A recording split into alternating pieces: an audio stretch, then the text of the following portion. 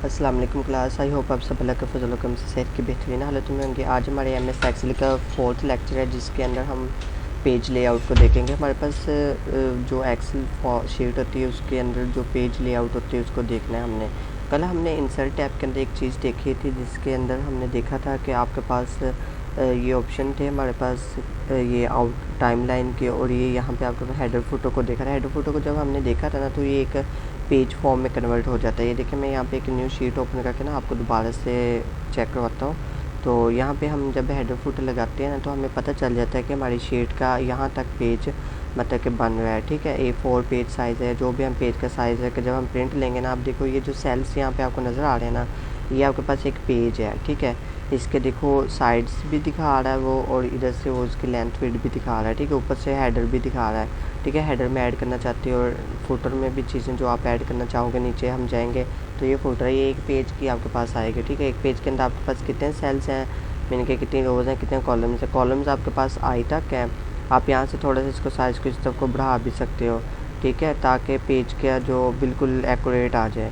तो उसके बाद नीचे से आपके पेज के जो रोज़ हैं वो आपके 47 है। मीन के जब आप इस शीट को 47 पे काम करोगे ना तो वो आपकी 47 पे ही वर्क होगा। ठीक है, यहाँ पे आप वर्किंग कर सकते हो। तो आपको पता अंदाज़ा लगा होगा कि यहाँ पे हमारे पास यहाँ पे इतना डेटा पुट करेंगे तो हमारे पास पेज लेआउट ऐसे आएगी। तो ये बने बनाए पेज आपके पास आए। एक पेज ये है, दूसरा पेज ये है, तीसरा ये है, मीन के 4th पेज ये है। तो इस तरह आपको पेज की कैलकुलेशंस का पता चल जाएगा। ठीक है, हेडर फुटर से भी। और जो दूसरा तरीका होता है वो दूसरा मेथड ये होता है कि आप इसको हम क्लोज़ करते हैं और यहाँ पे आपके पास जो नेक्स्ट हमने प्रोसीजर वो पेज लेआउट का है कि आप यहाँ से अपने पेज की लेआउट और थीम वगैरह सारी चीज़ें चेक कर सकते हो। अच्छा, थीम्स का तो हमने देखा था कि पावर पॉइंट में इसका हमें रोल होता है। मीन कि आप थीम चेंज करना हो तो यहाँ से आप अगर आपने यहाँ पे कोई पावर पॉइंट पे वर्क होता है ना वो यहीं पे मीन के थीम से सेलेक्ट करके हम चेंज कर सकते हैं। ठीक है, और जो कलर्स है वो भी आप यहाँ से चेंज कर सकते हो। लेकिन यहाँ पे हमारे पास ये इफेक्ट और फॉन्ट्स की चीज़ें होती हैं, ये हम यहाँ पे यूज़ नहीं करते होते, ये हम वहाँ होम टैब से यूज़ कर लेते होते हैं। लेकिन अब हमारे पास सिंपल है, यहाँ पे हमने अपने मार्जिन चेक करने हैं। अब ये मेरे पास शीट है ना, मैं इसको कंट्रोल-P करके जब PDF में कन्वर्ट करूँगा तो ये शीट मेरे पास इस तरह की दिख रही है कि एक पेज पे इस तरह की शीट आएगी नज़र हमें। ठीक है, तो अब मैं इसको वापस आता हूँ। अगर मैं इसके अंदर मार्जिन्स चेंज करना चाहता हूँ, नॉर्मल की जगह पे मैं वॉइड कर देता हूँ, तो ये थोड़ी सी मीन की जो पहले नज़र आ रही थी ना शीट वो उस तरह की नज़र नहीं आएगी। थोड़ा सा उसमें मार्जिन ज़्यादा हो जाएंगे। ये मार्जिन होते हैं मीन के कॉर्नर से लेके यहाँ तक जो डिस्टेंस होता है ना ये चेंज हो रहा है। ठीक है, ये ऊपर से भी इस तरह चेंजिंग हो रही है, तो ये इस तरह आ गया। अगर आप इस डेटे को सेंटर में अलाइन करना चाहते हो सेंटर में भी अलाइन हो जाएगा। तो ये कंट्रोल-P करके आप इसको चेक करते रहेंगे कि क्या आपकी शीट पे जो डेटा है वो किस तरह का PDF फाइल में नज़र आ रहा है, प्रिंट फॉर्म में वो किस तरह का हमें शो होगा। ठीक है, उसके बाद आपके पास यहाँ पे ऑप्शन होता है मार्जिन्स के बाद आप यहाँ से कोई भी मार्जिन सेलेक्ट कर सकते हो। नॉर्मली हम नॉर्मल पे ही क्लिक करते होते हैं। ठीक है, नेक्स्ट आपके पास ओरिएंटेशन आ जाती है। ओरिएंटेशन में लैंडस्केप हम पोर्ट्रेट फॉर्म में अभी किया हुआ काम। अगर हमने इसको हमारे पास कॉलम ज़्यादा हमने यूज़ किए हुए हैं, लाइक यहाँ पे अब हमारे पास कॉलम ज़्यादा हैं। ठीक है, यहाँ पे हमारे पास कॉलम से ज़्यादा यूज़ हुए हैं रोज़ काम में, तो इसको कंट्रोल-P करेंगे ना तो ये हमारे पास कुछ इस तरह से होगी। ये देखो ये आधे कॉलम्स यहाँ पे रह गए हैं और आधे कॉलम्स अगले पेज पे चले गए हैं। ठीक है, ये देखें 2 कॉलम्स अगले पेज पे चले। हम चाहते हैं कि ये सारा जो डेटा है ना हमारा एक ही पेज पे आ जाए और खूबसूरती के साथ प्रिंट आउट आ सके। तो उसके लिए हम क्या करेंगे, यहाँ से ओरिएंटेशन को चेंज करेंगे, लैंडस्केप कर देंगे। जैसे टेंट शीट्स होती हैं तो वो उसकी ओरिएंटेशन को चेंज कर देते होते हैं। अब इसकी ओरिएंटेशन मैंने चेंज की है तो ये देखें ये हमारे पास एक ही पेज पे आ गई है। ठीक है, अच्छा ये रोल नंबर वाले पे ना हमने वो बॉर्डर नहीं लगाया तो यहाँ पे बॉर्डर लगा लेता हूँ मैं। होम पे क्लिक करें और यहाँ पे क्लिक करें, ऑल बॉर्डर्स पे क्लिक करें तो आपके पास बॉर्डर लग जाएंगे। अब मैं कंट्रोल-P करता हूँ तो देखिए ओरिएंटेशन हमने की हुई थी लैंडस्केप तो लैंडस्केप में हमारे पास मतलब कि कंप्लीट डेटा शो हो रहा है, नीचे कॉलम नीचे नहीं जा रहे। ठीक है, इसका ये फ़ायदा होता है पेज लेआउट आप यहाँ से सेटअप करते हो। अब इसको हम पोर्ट्रेट ही कर लेते हैं। अच्छा, इस डेटे को ना वैसे एक और तरीके से भी सेट किया जाता है, जो साइज़ होता है आपका जो पेज का साइज़ होता है वो कैसे सेट करते हैं। मैं शीट नंबर 2 पे अगेन आता हूँ। ये शीट नंबर 1 है आपके पास। यहाँ पे अगर आपने पेज का साइज़ लेटर किया हुआ है, अगर मैं इसको ना A4 कर दूँगा तो आप देखिएगा A4 साइज़ हो गया। कंट्रोल-P करेंगे तो आपके पास एक इस तरह ये सारे मतलब कि डेटा जो भी था आपके पास A4 में साइज़ बना होता है पेज का, तो यहाँ पे आ गया है। वैसे यहाँ से भी आप सेटिंग कर सकते हो। ठीक है, पेजेस की यहाँ पे आप लेटर पे क्लिक करोगे तो लेटर फॉर्म में पेज कन्वर्ट हो जाएगा। अगर आप यहाँ पे ओरिएंटेशन चेंज करोगे, लैंडस्केप करोगे तो ये लैंडस्केप में चेंज हो जाएगा, ठीक है। लेकिन लैंडस्केप में करोगे तो वो आपके पास आधा डेटा दूसरे पेज पे चला जाएगा, ठीक है। तो इसलिए हम इसको यहाँ पे हमें पोर्ट्रेट फॉर्म में चाहिए तो हम पोर्ट्रेट ओरिएंटेशन रखेंगे। उसके बाद ना यहाँ पे हमारे पास कि आपने एक ही पेज पे प्रिंट करना, तो ये चीज़ें मैंने आपको डिटेल के साथ MS वर्ड और पावर पॉइंट के लेक्चर में बताई हुई हैं और एक्सेल की शीट पे भी आपको यहाँ पे बताऊँगा। लेकिन अभी हमें से पेज को देखना है कि पेज के अंदर क्या क्या चीज़ें हैं, ठीक है। नेक्स्ट साइज़ आपको बता दिया, पेज का साइज़ जो आप रखना चाहते हो यहाँ पे रख सकते हो। मोर पेपर साइज़ पे जाके आप अपनी मर्ज़ी का भी साइज़ एडजस्ट कर सकते हो। नेक्स्ट आपके पास प्रिंट एरिया। प्रिंट एरिया का मतलब ये होता है कि आपने कौन जो हिस्सा प्रिंट लेना है। मैं अब चाहता हूँ मैं सिर्फ पहले 10 बच्चों का प्रिंट लेना चाहता हूँ, मैं कि जो पहले 10 स्टूडेंट्स हैं ना, तो उनका मैंने प्रिंट लेना है। तो मैं यहाँ पे इनको सेलेक्ट करूँगा और प्रिंट एरिया पे क्लिक करूँगा, यहाँ पे सेट प्रिंट एरिया लिखूँगा और ये आपके पास प्रिंट एरिया सेलेक्ट हो जाएगा, ठीक है। ये 10 पे मैंने क्लिक किया, कंट्रोल P करूँगा तो ये आपके पास जो मैंने सेलेक्ट किया था ना एरिया, वो उसी का प्रिंट आएगा, ठीक है। आपके पास कुछ बड़ी मतलब बड़ी शीट होती है या बड़ी फाइल होती है जिसके अंदर हज़ारों स्टूडेंट्स ऐड होते हैं, या आपके पास कोई ऐसा आपकी कंपनी का डेटा होता है कि इतने आइटम सेल हो गए, इतने आइटम्स अभी सेल नहीं हुई हैं, तो उसके लिए जितने आइटम सेल हो गए उनको हम सेपरेट कर लेंगे पाइवट टेबल के ज़रिए कि इतनी जो सेल हो गए ना उनमें से उनको हम सेपरेट कर लेंगे, जो सेल नहीं हुई उनको हम सेपरेट कर लेंगे। तो जो सेपरेट किए होंगे उनको टॉप पे ले आएंगे पाइवट टेबल के मदद से, जो हमने कल इंसर्ट टैब के अंदर पाइवट टेबल को देखा था, ठीक है। तो इसको भी हम असाइनमेंट में जब प्रैक्टिकली वर्क करेंगे ना तो उसमें आपको मज़ीद बता दूंगा, ठीक है।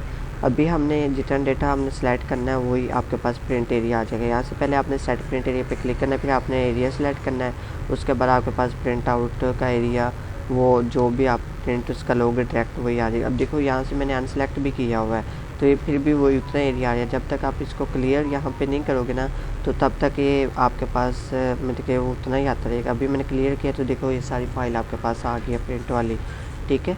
नेक्स्ट आपके पास पेज ब्रेक है, मीन के आप इस पे ब्रेक करना चाहते हो। मैं अगर अब हमारे पास वो एक पेज पे कहाँ तक आ रहा था, मैं ना यहाँ पे एक और चीज़ ऐड कर लेता हूँ। एक हम ना यहाँ पे एक न्यू ऐड कर लेते हैं, या मैं F वाले को उठा के ना इसको, एक मिनट रुके, ये आपके पास फाइल है तो इसको मैं यहाँ से मूव करा के ना यहाँ पे शुरू में ले आता हूँ, ठीक है।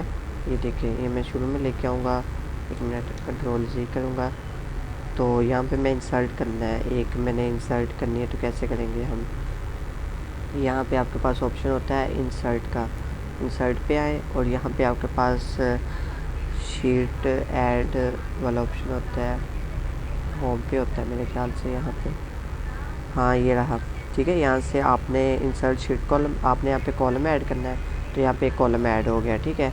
और यहाँ पे आप इसको वो चेंज कर लीजिएगा, जो आपके पास फॉर्मेट है ना ये वाला, ये आपने फॉर्मेट चेंज कर लिया, ओके। और इसको भी आप लोगों ने, इसको हम इस तरह ड्रैग करेंगे, ड्रैग करके हम यहाँ पे लगा लेंगे बॉर्डर्स, ठीक है। बॉर्डर लग गए। अब यहाँ पे हम नंबर ऑफ ऑब्जर्वेशन इसलिए लिख रहे हैं क्योंकि हमने अभी पेज को देखना है कि पेज ब्रेक कैसे करते हैं, ठीक है। हमने वैसे MS वर्ड में भी देखा था पेज को ब्रेक करना और यहाँ पे भी देखा। अच्छा यहाँ पे एक और आपको टिप बताता हूँ कि आप लोगों ने अगर स्पेल या गिनती वगैरह लिखने तो कैसे लिखें, 1 इंटर प्रेस के 2 इंटर प्रेस के 3, आपने सिर्फ 3 तक गिनती लिखनी है। आप नीचे आपको बार बार लिखने की ज़रूरत नहीं है। आपने यहाँ पे प्लस का निशान जब आपके पास हाईलाइट हो जाएगा तो आपने इसको नीचे ड्रैग करना है, ड्रैग करते करते आपके पास यहाँ पे एंड तक आपने इसको ड्रैग करना है, ठीक है। ड्रैग करोगे इसमें ऑटोमेटिकली ये देखो ये 1 1 आ गया है। अब हमने इसको अगर चाहते हैं कि गिनती आप में आए तो अब आपने क्या करना है, इसको पहले तीनों को सिलेक्ट कर लेना है। सिलेक्ट करके अब इसको ड्रैग करोगे ना तो आपके पास वो जो हमारे पास न्यूमेरिकल वैल्यूज़ ना वो आएगी, ठीक है। नंबर ऑफ ऑब्जर्वेशन ऑटोमेटिकली लिखी हुई आ जाएंगी। 50 की तादाद में तो इसको मैंने 50 में कन्वर्ट कर लिया। और ये हम हमेशा जो न्यूमेरिकल वैल्यूज़ होते हैं सेंटर में रखते होते हैं, ओके।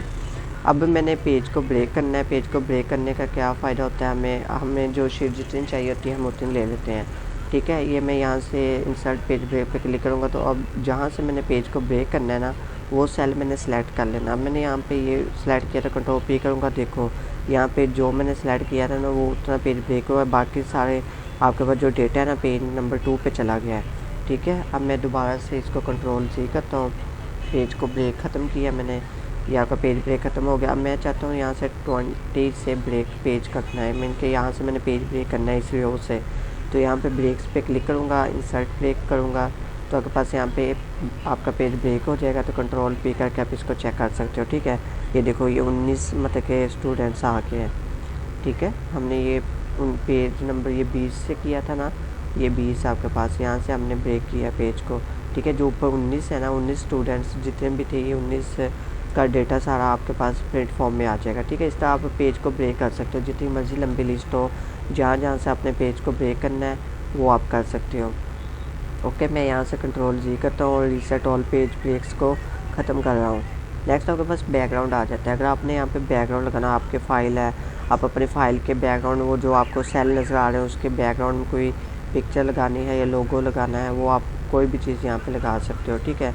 मैं यहाँ पे आपको कोई भी चीज़ लगा के दिखा देता हूँ। मैंने कहा लोगो ही ज़्यादातर लगाए जाते हैं, तो हम यहाँ पे ना लोगो ही लगाएंगे, ठीक है। यहाँ पे आपके पास SM लोगो पे आएंगे और यहाँ से हम MS वर्ड या MS ऑफिस का ही लोगो लगा लेते हैं, या कोई भी आप यहाँ पे व्हाट्सएप का, फाइवर का लगा लेते हैं, ठीक है। ये मैंने फाइवर का लोगो यहाँ पे इंस्टॉल किया, ये देखो ये लोगो लग गया है आपके पास, ठीक है। और जब इसको कंट्रोल P करोगे ना, तो ये देखिए बैकग्राउंड में आपके पास कुछ इस तरह से, 1 मिनट ये अभी शो नहीं हुआ, ये आपके पास लग गया है, ठीक है बैकग्राउंड। इसको जितना मैं छोटी करोगे ये आपके पास बैकग्राउंड उतना मतलब कि ये लगा हुआ नज़र आएगा, ठीक है। कोई भी बैकग्राउंड आप लगा सकते हो, ओके। अच्छा, यहाँ पे आप आ गए, आपके पास कंट्रोल P करके आप चेक कर सकते हो, ये पेज पे शो नहीं होगा आपके पास, ठीक है, कि पेज पे ब्रेक लगा, सिर्फ वो वहीं पे शो होगा बैकग्राउंड आपको, ठीक है। इसलिए हम ज़्यादातर यहाँ पे बैकग्राउंड को डिलीट कर देते हैं। नेक्स्ट प्रिंट टाइटल्स है आपके पास। आपने जो हिस्से का प्रिंट लेना उसको सिलेक्ट करेंगे, यहाँ पे प्रिंट का एरिया सेलेक्ट करेंगे। मैं लाइक चाहता हूँ सिर्फ एजेस मतलब के प्रिंट लेना, तो यहाँ पे एजेस मैंने सेलेक्ट किए। तो उसके बाद ये प्रिंट एरिया आपने सेलेक्ट कर लिया है। अब ग्रिड लाइंस अगर आपने शो करवानी है वो भी शो हो जाएंगी। ब्लैक एंड वाइट रखना है वो भी आपका ड्राफ्ट क्वालिटी ये रहने दो, बाकी ब्लैक एंड वाइट ठीक है। आपने ब्लैक एंड वाइट करना है तो कलरफुल करना है प्रिंट, तो कलरफुल पे क्लिक कर इसको आप ख़त्म कर देंगे तो ये आपके पास कलरफुल प्रिंट आ जाएगा। तो प्रिंट प्रीव्यू आप क्लिक करोगे तो आपका प्रिंट प्रीव्यू कुछ इस तरह से आएगा, क्योंकि हमने सिर्फ एजेस को सिलेक्ट किया, ठीक है। अगर हम इसमें ज़्यादा सेल्स को सिलेक्ट कर लेते हैं, जैसे कि अगर हम चाहते हैं कि यहाँ से मैं ये देखो यहाँ पे मैंने क्लिक किया और मैं यहाँ से ये मिन के एरिया सेलेक्ट किया, ठीक है, ये वाले सेल्स सेलेक्ट किए हैं, ओके। और यहाँ पे मैं मिन के टॉप से भी आप सेलेक्ट कर सकते हो। मैं यहाँ से ये वाली रो सेलेक्ट की और मैं नीचे से कॉलम कौन सा सेलेक्ट करना चाहता हूँ, ये वाला सेलेक्ट करना चाहता हूँ, ये सेलेक्ट कर लिया। अब मैं प्रिंट प्रीव्यू देखूँगा, देखिएगा किस तरह से दिखता है। ये देखिए आपके पास रो भी आई है, कॉलम भी आए, जो डेटा आपने सेलेक्ट किया था ना सिर्फ उसी का डेटा आया, बाकी डेटा नहीं आया, ठीक है। इसी तरह आप जितना डेटा चाहते हो, जो डेटा चाहते हो प्रिंट लेना मिन के, मैंने अब देखो यहाँ से सिर्फ ये वाला इतना सा डेटा सेलेक्ट किया और मैंने यहाँ से ये वाला बीच में से सिलेक्ट नहीं किया, ठीक है। इसके लिए मैंने क्या किया है, मैंने ये डेटा सेलेक्ट किया और इस डेटे को सिलेक्ट करके मैंने यहाँ से उनका कॉलम सेलेक्ट कर लिया, इधर से रो सेलेक्ट कर ली, लेकिन वो रो यहाँ से ऊपर से ये वाली रोज़ आ जाएंगी और यहाँ से कॉलम नेम आ जाएंगे। मिन के बीच में जो एज वाला है ना रो कॉलम जो आपके पास है वो आपका प्रिंट आउट में नहीं आएगा, तो इसका ये फ़ायदा होता है, ठीक है, प्रिंट टाइटल्स का, ठीक है। उसके बाद आपके पास ये आ जाती है विड्थ और हाइट। आपने अपने जो सेल्स होते हैं, आप देखो ये मार्क्स वाले की जो कॉलम की विड्थ है ना वो ज़्यादा है, ठीक है। यहाँ से आप ऑटोमेटिक पे जब विड्थ को क्लिक करते हो ना किसी भी पेज की, और ये बल्कि पेज की विड्थ और हाइट है सॉरी, तो आप अपने पेज की यहाँ से विड्थ और हाइट ना चेंज भी कर सकते हो। एक पेज करना चाहते हो, इसको एक पेज पे क्लिक करोगे तो आपके पास यहाँ पे ना एक लाइन शो होती हुई नज़र आएगी, मैं आपको दिखाता हूँ। तो उस लाइन से पता चल जाएगा कि आपका ये पेज एक है या जितने भी पेजेस पे आपने काम किया, ठीक है।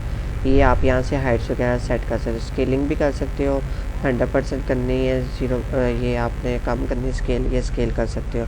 नेक्स्ट आपके पास व्यू का ऑप्शन है ग्रिड लाइंस। ग्रिड लाइंस क्या होती हैं, आप यहाँ पे जब व्यू पे क्लिक करते हो ना तो ये देखो यहाँ पे ग्रिड लाइंस आपकी बैकग्राउंड वाली ना, ये देखो ये बिल्कुल वाइट बैकग्राउंड हो गया है, आपकी ग्रिड लाइंस ख़त्म हो गया, आपको पता नहीं चल रहा होगा कौन सा सेल कहाँ पे पड़ा हुआ है। ये ग्रिड लाइंस हम तब ख़त्म करते होते हैं, व्यू ख़त्म करते होते हैं जब हमने कोई काम ऐसा करना हो, सर्टिफिकेट बनाना हो या हमने कोई इस तरह की चीज़ करनी है, तो उसके लिए हम ग्रिड लाइंस को ख़त्म कर देते हैं, ठीक है, ताकि हम इजीली काम कर सकें। अगर आपने प्रिंट व्यू ऑफ करना हो तो प्रिंट व्यू भी आप ऑफ कर सकते हो, ठीक है। तो उसके बाद हेडिंग्स आ जाती हैं। अगर आपने कॉलम्स की हेडिंग और रोज जो होती हैं उनको आपने व्यू नहीं करवाना तो ना करवाएं। मीन के आपके पास ये ऊपर ABC होगी, 1 2 3 4 हो गया। इसको व्यू करना है तो ठीक है, अगर नहीं करना तो रहने दें।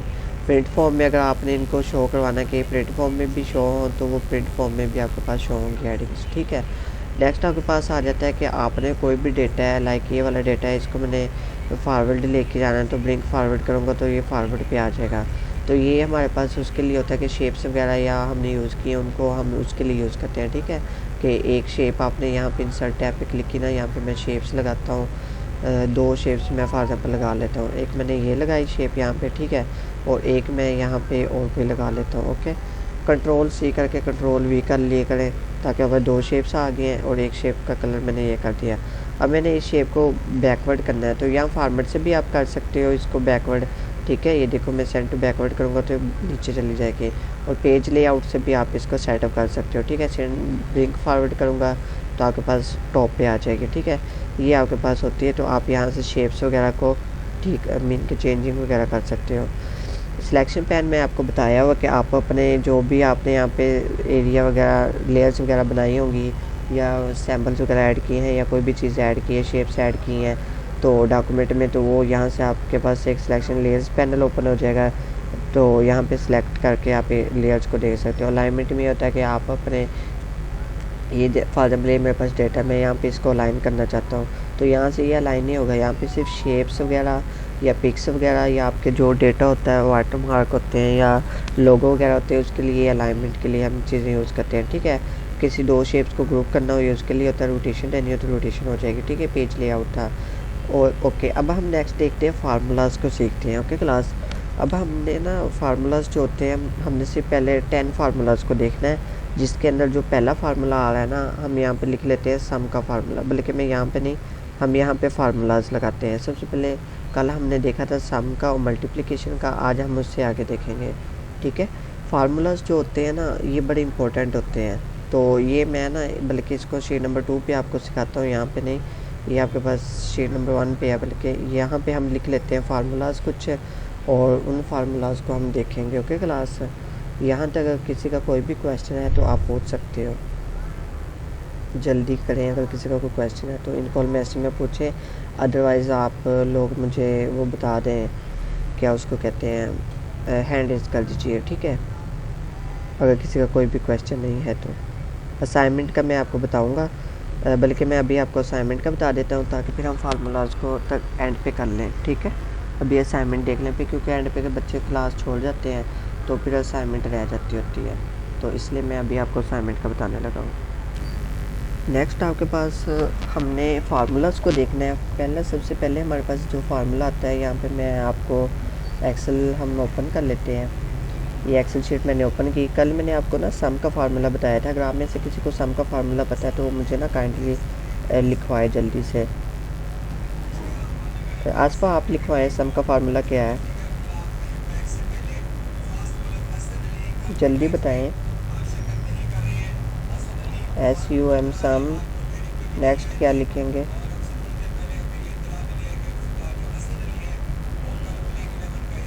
हाँ चले ठीक है ओके। अब यहाँ पे हमने फॉर एग्जांपल इस वैल्यू को और इस वैल्यू को सम करना है तो हम ये सिलेक्ट कर लेंगे। अगर हम चाहते हैं कि ये तमाम वैल्यूज़ को सम, हम इन तमाम वैल्यूज़ का सम चाहते हैं, जो हमारे पास 50 वैल्यूज़ है ना उन सब का सम चाहते हैं तो हम इसको सिलेक्ट कर लेंगे 50 वैल्यूज़ को, ठीक है। मैं अभी ये 50 वैल्यूज़ आपके पास सिलेक्ट नहीं हुई हैं तो यहाँ पे हम इसको दोबारा से सिलेक्ट करेंगे, क्योंकि ये देखो कंट्रोल पे क्लिक करके आप दोबारा से सिलेक्शन हो जाती होती है, ठीक है।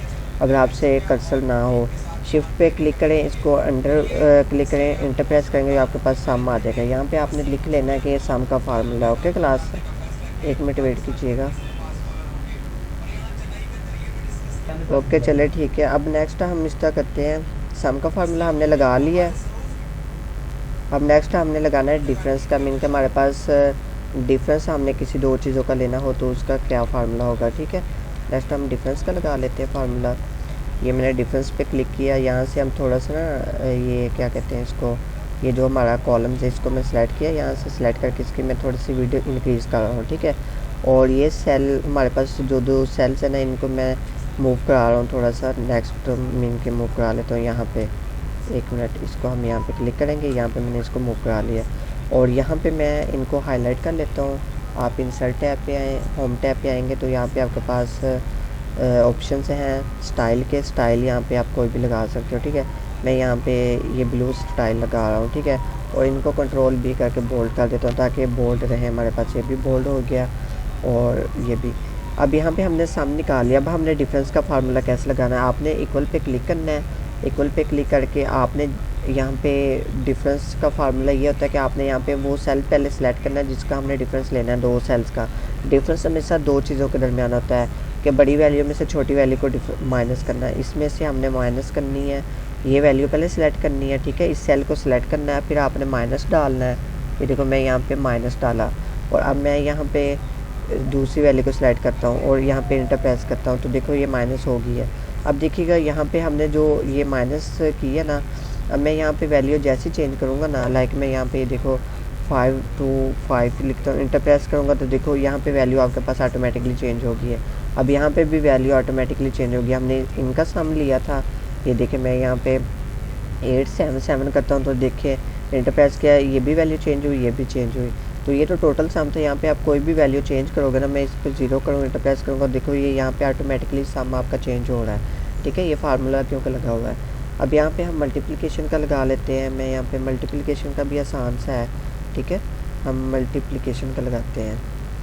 ये मल्टीप्लिकेशन हो गया। ये फार्मूलाज आप लोगों ने ना अच्छे से करने हैं।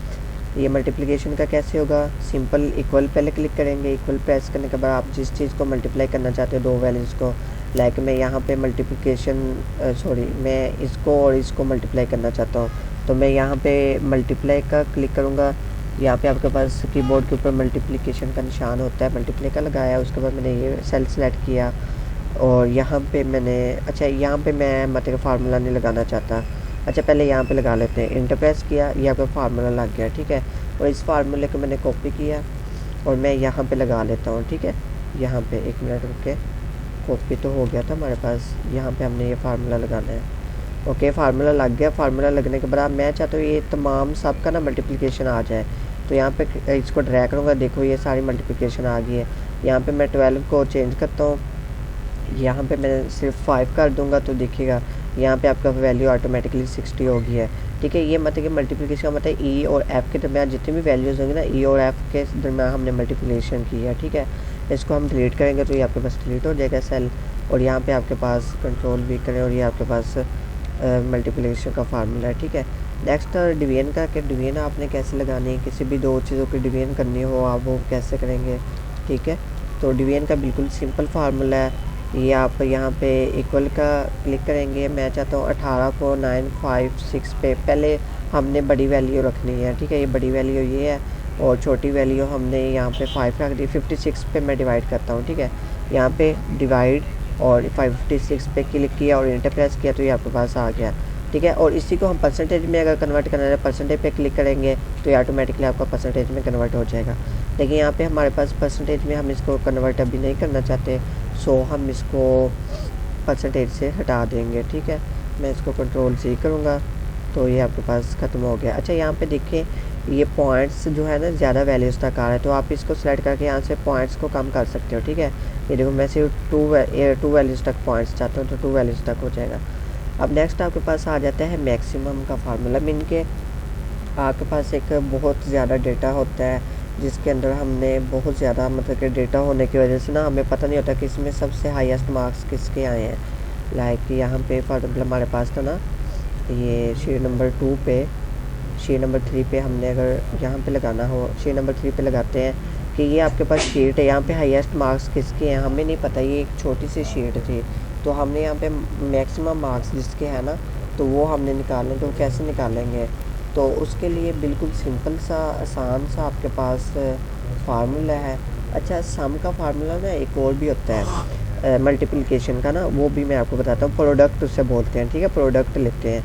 अब यहाँ पे पहले हम मैक्सिमम का लगाते हैं। मैं यहाँ पे ना मैक्सिमम जो बच्चों के ना मैक्सिमम मार्क्स हैं वो वाला फार्मूला लगाना चाहता हूँ एक साइड पे। यहाँ पे मैं लिखूँगा मैक्सिमम और मिनिमम। मीन के यहाँ पे मैंने मैक्सिमम लिखा और मैं चाहता हूँ यहाँ पे सबसे मैक्सिमम वैल्यू क्या है। तो यहाँ पे फार्मूला कैसे लगेगा, आपने इक्वल पे प्रेस करना है और आपने यहाँ पे मैक्स लिखना है, MAX मैक्स लिखोगे आपके पास ये देखो मैक्स का आ जाएगा फार्मूला। यहाँ पे क्लिक करोगे तो ये आपके पास ये मैक्स लग गया, ब्रैकेट खुद ही लग जाएगी और यहाँ से आपने इसको सिलेक्ट कर लेना है। ठीक है, जितनी वैल्यू होगी उसको आपने कंट्रोल पे क्लिक करके सिलेक्ट कर लेना है। ठीक है, ओके। अब हम इसको इंटर प्रेस करेंगे तो आपके पास यहाँ पे पता चल गया जो इसकी मैक्सिमम वैल्यू है ना वो 989 है। ठीक है, ये देखो ये वाली वैल्यू सबसे ज़्यादा दी हुई है यहाँ पे, क्योंकि यहाँ पे अगर हम यहाँ पे चेंज करेंगे, ये मैंने 56 किया तो ये देखो यहाँ पे मैक्सिमम वैल्यू 575 आ गई है, मतलब जिस सबसे टॉप पे जो है वो 575 वाला है। ठीक है, ये इसका फार्मूला होता है। अब हम शीट नंबर 1 पे चलते हैं। तो यहाँ पे हमने मैक्स का फार्मूला लगाना है, तो कैसे लगाएंगे, ये मैंने मैक्स लिखा और यहाँ पे हमने मीन के जितना भी ये वाला डेटा हमारे पास है वैल्यू नंबर 2 वाला, यहाँ पे अगर हमने मैक्सिमम वैल्यू देखनी हो तो कैसे पता चलेगा, आपने यहाँ पे इक्वल लगाना है। इक्वल मैंने प्रेस किया, मैक्स लिखा और उसके बाद आपने नेक्स्ट इसके आगे छोटी ब्रैकेट शिफ्ट क्लिक करके छोटी ब्रैकेट डाल दें। ठीक है, ये मैंने छोटी ब्रैकेट डाली और ये वैल्यू नंबर 1 को मैंने सेलेक्ट कर लिया, वैल्यू 2 को। ठीक है, इसको मैं ड्रैग करूँगा, 50 वैल्यूज़ है हमारे पास, 50 वैल्यूज़ तक इसको ड्रैग किया और इंटर प्रेस कर दिया मैंने। ठीक है, तो ये देखिए 987 जो है ना इसमें सबसे हाईएस्ट वैल्यू है, बाकी तमाम वैल्यूज़ छोटी हैं। देखो 67 को भी आपको वैल्यू यहाँ पे बड़ी नहीं नज़र आएगी। अब हमने मिनिमम का लगाना, तो कैसे लगाएंगे कि आपके पास इसमें सबसे फेल कौन है, सबसे कम वैल्यू किसकी है। ठीक है, वो अगर हमने चेक करनी हो, यहाँ पे 5 है मेरे ख्याल से, 3 है बल्कि, तो ये हमने देख लिया। तो क्या होगा, ये देखो 3 है इसमें, तो यहाँ पे देखिएगा मिनिमम वैल्यू कैसे ऐड करेंगे, इक्वल प्रेस करेंगे। ठीक है, मिनिमम हम यहाँ पे मिनिमम लिखेंगे, MI, ये मिनिमम आ गया आपके पास। ठीक है, मिनिमम लिखा, उसके बाद आपने इस सेल को सिलेक्ट कर लेना है। ठीक है, ये पूरे कॉलम को सिलेक्ट कर लेंगे, ये कॉलम मैंने 50 तक सिलेक्ट किया। अब देखो यहाँ पे इंटर प्रेस करेंगे, देखो 3 आ गया, क्योंकि आपके पास इस सेल के अंदर, इस कॉलम के अंदर 3 मिनिमम वैल्यू है। ठीक है, इसी तरह आप शीट नंबर 3 पे भी बता सकते हो कि किसके मार्क्स मैक्सिमम है, किसके मार्क्स कम है। तो ये हम डिफरेंट चीज़ों के लिए यूज़ करते हैं। अच्छा, यहाँ पे ना प्रोडक्ट का मतलब क्या होता है, आप यहाँ पे प्रोडक्ट वाला भी फार्मूला लगा सकते हो मल्टीप्लिकेशन की जगह पे, वो मैं यहाँ पे लगा के दिखा देता हूँ। प्रोडक्ट भी मल्टीप्लिकेशन ही होती है। ठीक है, ये प्रोडक्ट लिखा यहाँ पे और यहाँ पे हम इक्वल क्लिक करेंगे, ये मैंने इक्वल प्रेस किया, प्रोडक्ट लिखा मैंने यहाँ पे PRODUCT, ये आपके पास प्रोडक्ट आ गया। प्रोडक्ट पे क्लिक करके अब आपने जिन को मल्टीप्लाई करना है, मैं चाहता हूँ 19 को मल्टीप्लाई करना चाहता हूँ सेल नंबर F वाले के साथ। ठीक है, ये देखो पहले मैंने यहाँ पे इस सेल को सिलेक्ट करना है, शिफ्ट प्रेस करके सेमी कॉलम लगाने हैं। ठीक है, इसको मैं यहाँ पे कैंसिल आउट कर लूँगा। ठीक है, अब मैं दूसरा सेल यहाँ पे ये वैल्यू E वाला सेलेक्ट कर लेता हूँ। ठीक है, और शिफ्ट प्रेस करके ब्रैकेट क्लोज करूँगा। ठीक है, और इंटर प्रेस करूँगा। ये अब जो मल्टीप्लिकेशन आई है ना वो इसकी आई है, 5 की, 886 की और 19 की, मीन की 3 सेल की मल्टीप्लिकेशन आई है। ठीक है, प्रोडक्ट इन 3 का आया है। अगर मैं यहाँ पे जो सेल हमारे पास E7 था, इसको अगर मैं चाहता हूँ कि सिर्फ ये वाला सेलेक्ट हो जाए D7 और उसमें बस हो, तो वो फिर यही सेलेक्ट होगा। अब यहाँ पे मैं इंटर प्रेस करता हूँ तो यहाँ पे आपके पास ये देखो ये हमारे पास 19 और इसकी वैल्यू आ गई। अच्छा, यहाँ पे ना हम वैल्यूज़ थोड़ी सी कम छोटी कर लेते हैं ताकि आप लोगों को कैलकुलेशन का पता चलता रहे। ठीक है, यहाँ पे मैं 10 कर लेता हूँ ताकि सॉरी मैं इसको 10 किया। ये देखो 300, ये 200 आया अब, क्योंकि हमने 20 को इसके साथ मल्टीप्लाई किया था। ठीक है, अब हम अगर इसको फार्मूले में चलते हैं, या तो फार्मूला यहाँ से मैं चेंज करता हूँ, यहाँ पे कंट्रोल पे क्लिक करके इसको मैं यहाँ पे ड्रैग कर लिया। ठीक है, E7 को भी हमने इसमें इंटर कर लिया है। इंटर प्रेस करेंगे तो देखो 1000 आ गया है। इन दोनों का जो प्रोडक्ट होगा ना वो इसके साथ मल्टीप्लाई करेगा। तो अब हम क्या करते हैं, हम इसको फार्मूले को थोड़ा सा और मतलब कि चेंज करते हैं। मैं इसको यहाँ से बैक स्पेस करूँगा, बैक स्पेस करके कंट्रोल पे क्लिक करके यहाँ से मैं इसको ऐड करूँगा। 1 मिनट रुके, यहाँ पे हम लिखेंगे और यहाँ पे हमने इसको भी ऐड किया और यहाँ पे इसको भी ऐड किया। ठीक है, कंट्रोल पे क्लिक करके हम इस तीनों को ऐड कर लेंगे। ये देखो ये ऐड हो गया है। यहाँ पे मैं एक दफ़ा इसको बैक स्पेस करता हूँ, बैक स्पेस करके और यहाँ पे इसको मैं ऐड किया। 1 मिनट रुके, ये आपके पास ना ये इसको दोबारा कर लेते हैं। 1 मिनट के, इसको मैंने कट किया और मैं इसको तीनों को सिलेक्ट किया। अब मैं देखिएगा इंटर प्रेस करूँगा तो 1000 आ गया।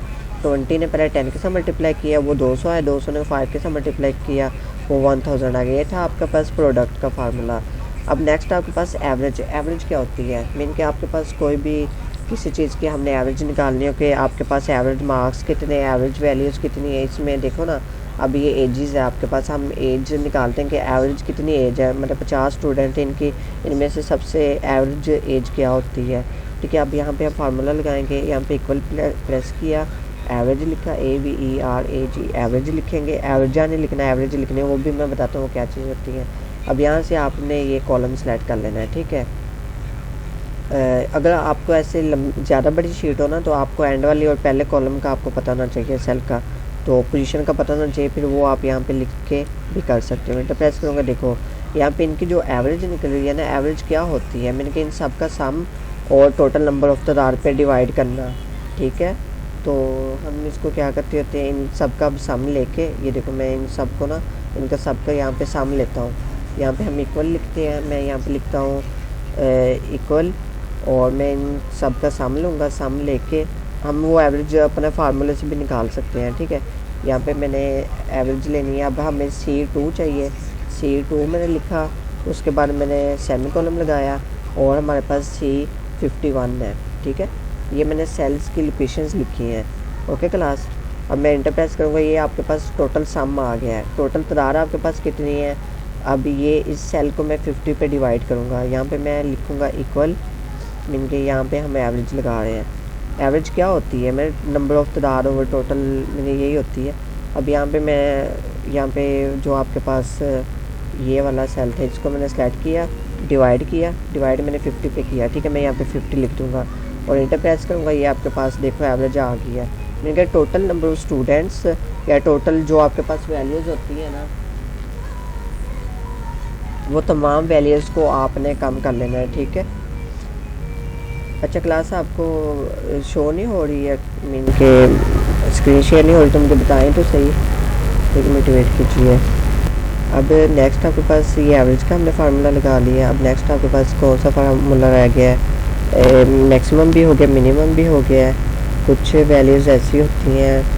और कोई फार्मूला देख लेते हैं हम यहाँ से, ऑटो सम में से यहाँ पे देखो एवरेज भी लग गया। हाँ, काउंट नंबर्स, यहाँ पे अब हमने काउंट नंबर का लगाना है कि आपके पास यहाँ पे काउंट वाला मतलब कितना है। यहाँ पे मैं काउंट लिखता हूँ, ये काउंट वाला लगाते हैं। ठीक है, यहाँ पे ये आपने यहाँ पे काउंट वाला कैसे लगाना है, इक्वल क्लिक करना है, अब आपने काउंट लिखना है। ठीक है, COUNT काउंट लिखोगे, काउंटर नहीं, काउंट पे क्लिक करोगे और ये वैल्यूज़ आपको नहीं पता कि कितनी ज़्यादा लिखी हुई हैं। ठीक है, तो आप यहाँ पे काउंट प्रेस करके यहाँ से आप मीन के वैल्यूज़ में यहाँ पे लिख लेता हूँ, मीन के 50 है ना, तो हमें तो पता है 50 है, लेकिन अगर हमें ना पता तो ये कितनी वैल्यूज़, तो फिर क्या करेंगे, तो उसके लिए हम फिर ये करते हैं, फर्स्ट सेल को सिलेक्ट कर लेते हैं। मीन के फर्स्ट सेल आपके पास यहाँ पे मैं D वाले कॉलम को देखता हूँ, D2, मीन ये पोजीशन हमने D सेल, इसकी कॉलम नंबर इसका D है, रो नंबर इसके 2 है, और एंड पे हमारे पास क्या थी, या हम यहाँ पे एंड वाला जो कॉलम है वो हमारे पास था,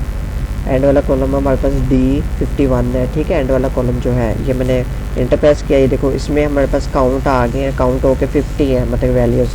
ठीक है, अगर इसमें से अगर कोई हम रो डिलीट भी कर देंगे ना, यहाँ पे एक काउंट खुद व खुद मतलब आपके पास डिलीट हो जाएगा। देखो मैं यहाँ पे डिलीट करता हूँ ना ये रो, तो ये देखो ये 49 हो गई है तादाद।